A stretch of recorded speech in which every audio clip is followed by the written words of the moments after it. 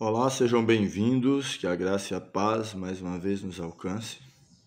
Estamos quase terminando as considerações sobre o livro de Daniel e hoje estaremos trazendo algumas observações sobre o capítulo 11, um dos capítulos, quem sabe, mais difíceis de serem entendidos da Bíblia.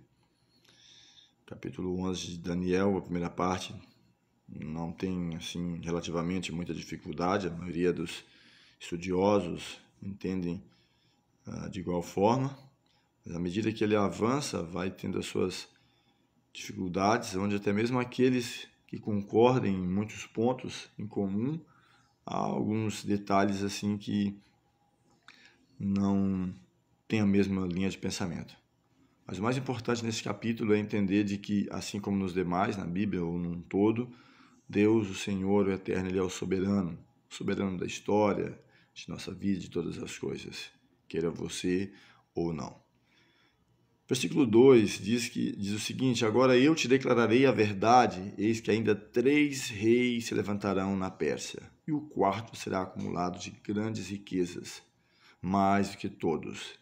E tornando forte por suas riquezas, empregará tudo contra o reino da Grécia. Então, assim você percebe, o capítulo 11, ele dá início já com o reino da Pérsia, com o desenvolvimento dos reinos dos Medos e Persas. Ele fala ainda de três governantes e fala que esse quarto, com grandes riquezas, lutará contra o reino da Grécia. Fala também da Grécia, primeira parte, e ele segue, como você pode ver comigo, diz que esse quarto reino poderoso que reinará com grande domínio, fará o que lhe aprouver, mas que no auge do seu reino será quebrado, falando aqui já do próximo da sucessão, no caso a Grécia, ele será quebrado e repartido para os 4 ventos do céu. Então, Alexandre o Grande é mencionado aqui, não diretamente em nome, mas na história confirma-se que está falando dele, e nos diz que o seu reino será dividido para os 4 ventos, ou seus 4 principais generais.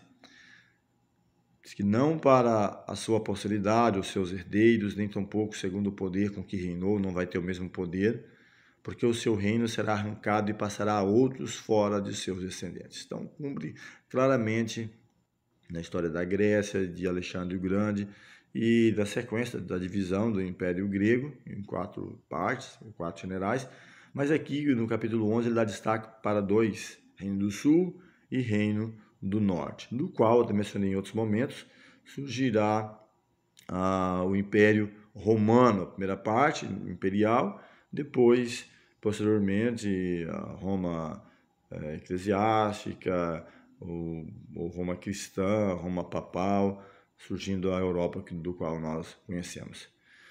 Não vou ler todo o capítulo, você pode fazê-lo, ele vai descrevendo o desenrolar da história no contexto dos Medos e Persas, da Grécia, chegando até Roma, ele fala sobre isso, onde muitas vezes vai havendo uma mudança de quem é o Reino do Sul, quem é o Reino do Norte, fala do Egito, chegando até os nossos dias. Vou chegar para a parte final do capítulo, né?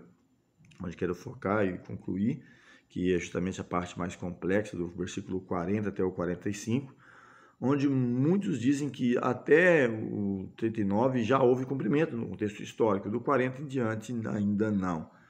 E alguns tentam situar no contexto de Rússia, Estados Unidos, Turquia, alguns tentam envolver Israel, ou seja, eu vou juntar mais naquilo que eu entendo que é o mais significativo, o mundo se envolverá nesse confronto final, seja de forma direta ou indireta, estará envolvido.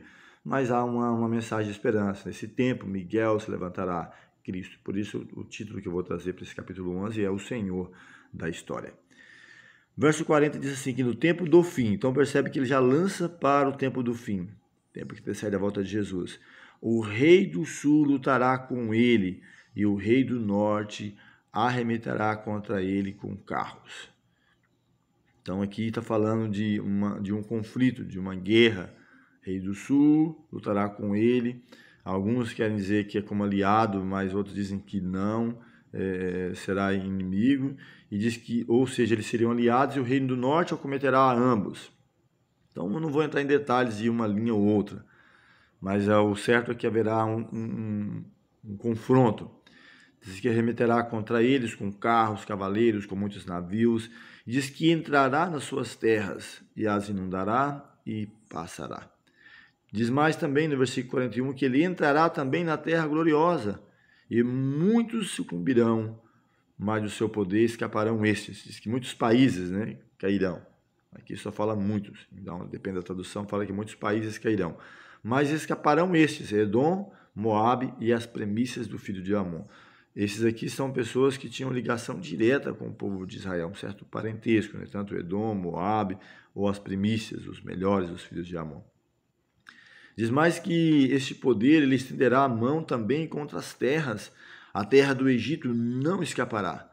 Diz que ele apoderar-se-á dos tesouros de ouro, da prata, de todas as coisas preciosas do Egito.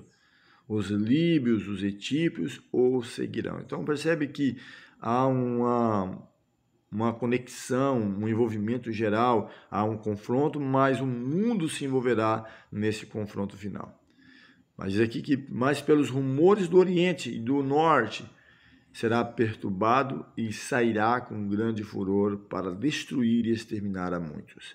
Armará suas tendas palacianas entre os mares contra o glorioso Monte Santo, mas chegará ao seu fim e não haverá quem o socorra. Então, por isso que eu mencionei, é um capítulo bastante complexo. Ele começa com os medos e persas, avança para a Grécia, a queda de Alexandre, a sua morte, a divisão em 4 partes, que depois ele vai diminuindo para Reino do Sul, Reino do Norte, 2 partes, de onde surge o Império Romano, primeira parte, a Roma Imperial, de 168 a.C. a 476 depois de Cristo, quando é dividido, se tornando então a Roma cristã, a Roma papal, onde também chega aos nossos dias, né, a Roma, diferente dos outros, o quarto animal lá do Daniel 7, é o único que não passa, ele não termina, não há um conquistador que o domina, ele é dividido.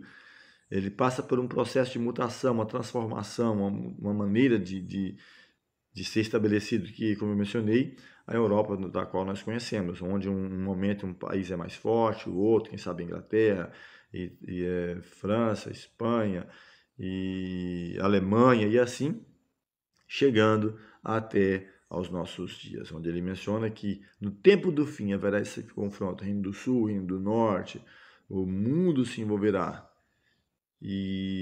mas diz que chegará ao seu fim sem haver quem o socorra. Que a graça de Deus nos alcance, que aliás já vou deixar como uma preparação para o último tema, o tempo do fim em Daniel 12, onde que vai se levantar Miguel para resgatar todos aqueles que alcançaram a salvação em Cristo Jesus, cujos nomes estão escritos no livro da vida.